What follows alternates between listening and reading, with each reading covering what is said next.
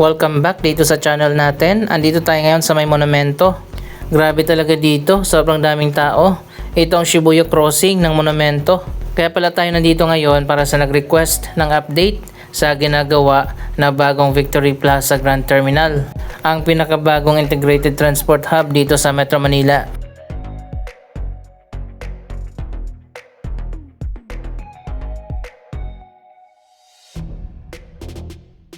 Dito tayo magsisimula sa likod, malawak pala yung area dito.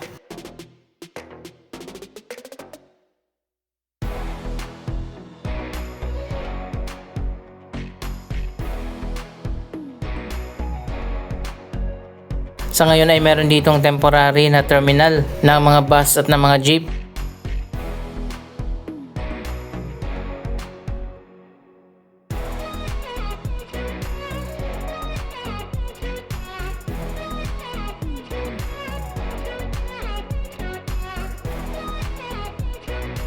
Ayan, nasa likod tayo ng Victory Plaza Mall.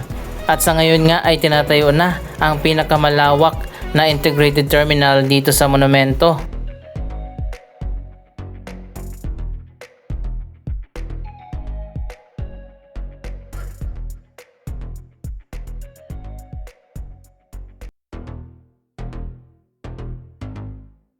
Nag-start na nga ang construction dito sa likod.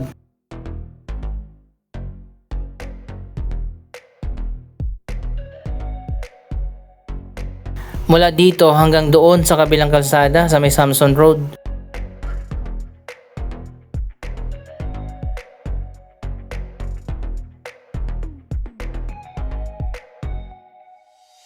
Ilang buwan ang nakaraan, nagkaroon na nga ng groundbreaking ceremony para sa pinakabagong integrated terminal project dito sa monumento sa may Caloocan.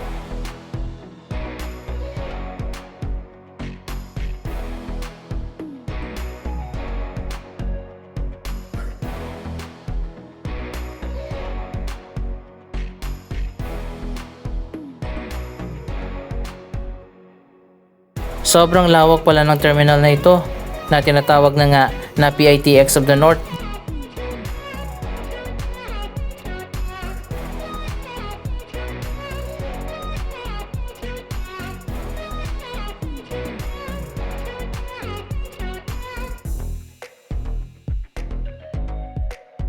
Ito pala ay proyekto ng Kalayaan Development and Industrial Corporation, ang sister company ng Victory Liner na kilala naman natin na isang bus company. So ayan guys, hanggang doon pa pala yung bagong terminal sa likod ng Pure Gold. Hanggang dito yan sa may Samson Road, ayan makikita nyo naman, ginagawa na rin dito. Isang 7-story na transport hub ang itatayo dito. Nasa 5 hectares pala yung buong lawak nito. Ito isang transit-oriented development. Bukod sa terminal, magkakaroon din dito ng shopping center at meron pa mga office spaces.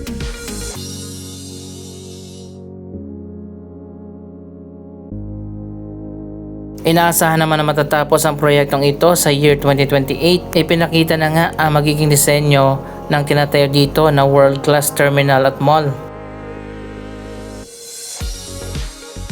World-class talaga ang bagong terminal na itinatayo dito. Ano mangyayari dito sa original na Victory Plaza Mall? Ito pala ay i-connect dyan sa bagong terminal.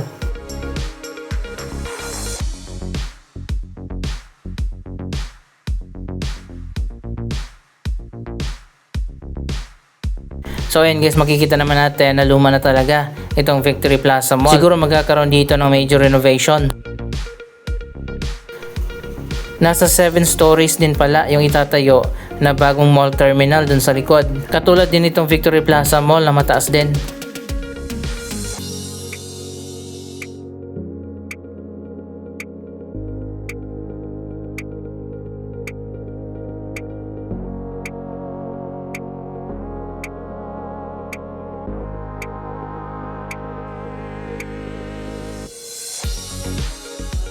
Kapag natapos na ang bagong Victory Plaza Grand Terminal, yan na ang magiging gateway access para sa mga bus na manggagaling sa Northern Luzon.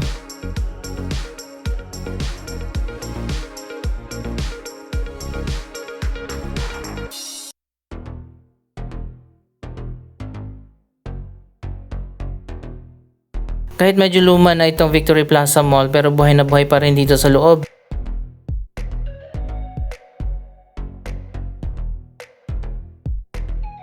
Marami pa rin mga tenant lalo na dito sa baba pero dun sa taas medyo konti na lang. Pero muling mabubuhay din ang mall na ito kapag ikinonect na doon sa bagong Victory Plaza Grand Terminal. Dito dadaan yung mga tao papunta doon sa bagong building.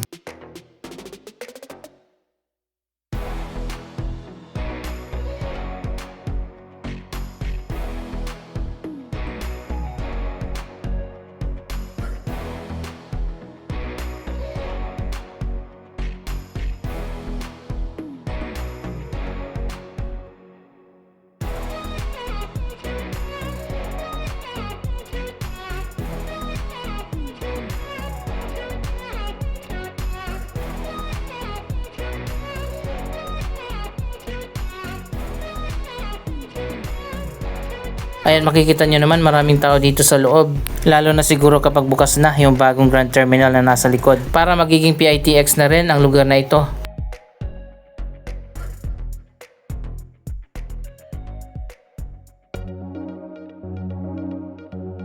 Kung merong PITX para sa South at meron pang isa pang tinatayo ngayon na Grand Terminal dyan sa may Arca South Taguig, ang TCITX. Ito naman yung magiging counterpart na terminal dito sa north ng Metro Manila.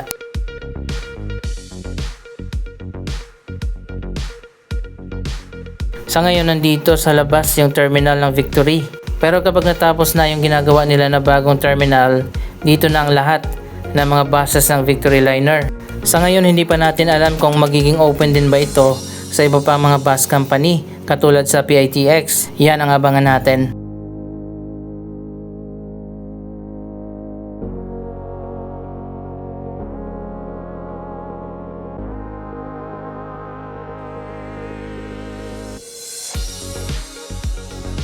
Grabe talaga, sobrang daming tao dito sa may monumento. Dapat talaga merong tawiran dito.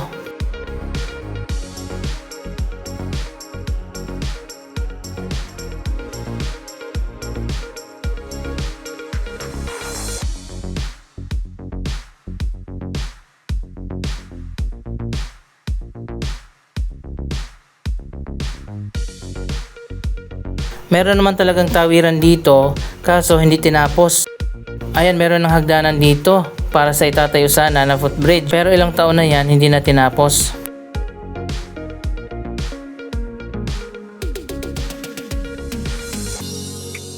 Ayan, dito sa taas makikita naman natin, itatawid na lang sana papunta doon sa kabila at maglalagay din ng hagdanan. Para dito na yung tawiran ng mga tao. Kaninong project ba ito? Project ng Caloocan? Project ng LRT? O project ng local government o MMDA? Nasaan yung pondo nito? Bakit hindi tinapos? Diba ang bawat project kapag itinayo, kompleto ang budget niyan. Hindi ka naman magtatayo ng project na kalahati lang. So nasaan ang budget nito? Bakit hindi na natapos? Dapat siguro imbestigahan na ito, ilang taon na yan.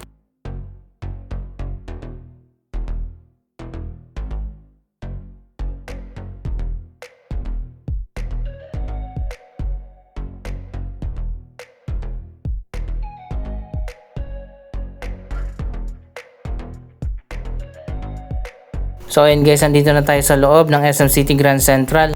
Ito yung dating Evergotesco Grand Central na nasunog. Binili ng SM at tinayuan ng bagong mall.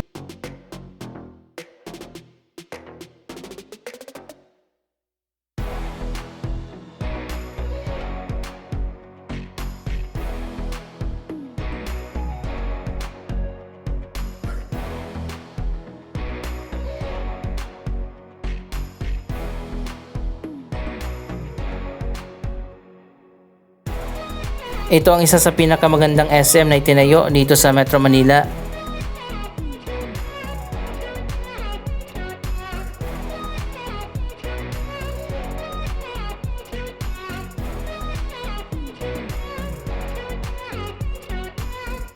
Andito tayo sa taas sa Skylight Park.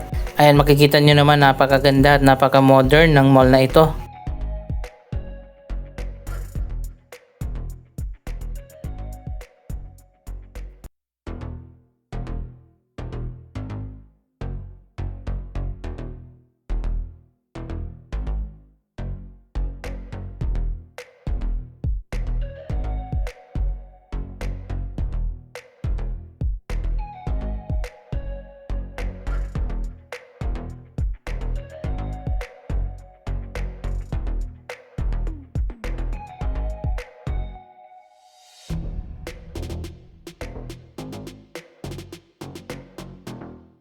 May mga bagong SM malls na tinatayo ngayon sa iba't ibang bahagi ng ating bansa.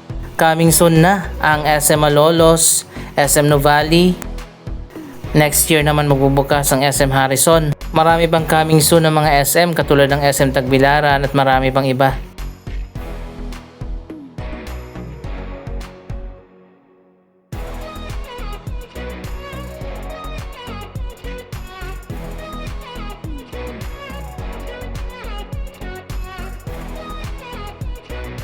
Sa tingin ko, SM pa rin talaga ang pinaka-the best at pinaka-successful na mall developer dito sa ating bansa. Speaking of bagong mall, may nakapagsabi sa atin, mayroon daw bagong mall dito sa may Libertad sa may Pasay. Kaya naman ito pinuntahan natin ang bagong Usyo Mall.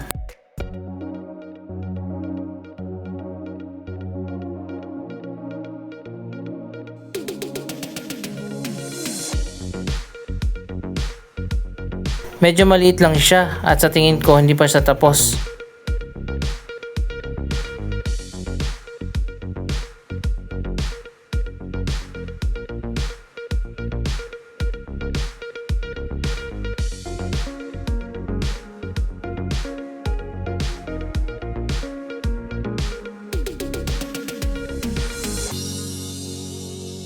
Dito yan itinayo sa may kanto ng Arnaiz Avenue at FB Harrison.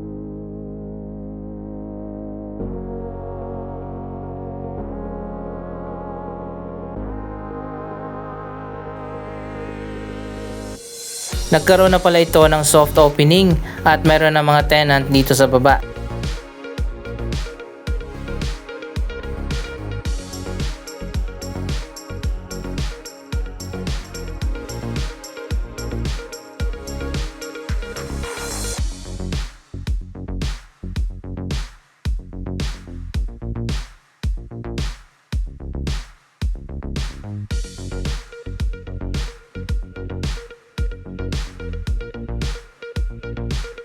May promo sila ngayon, naka-free 3 months rent para sa mga bagong tenant.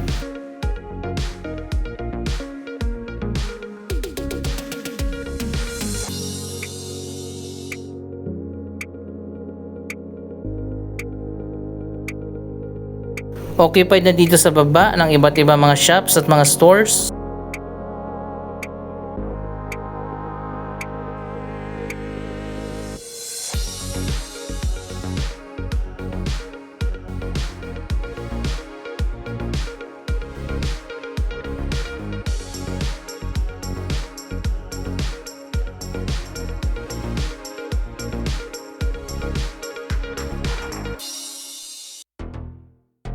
Pero sa loob bakante pa, pati na dun sa taas.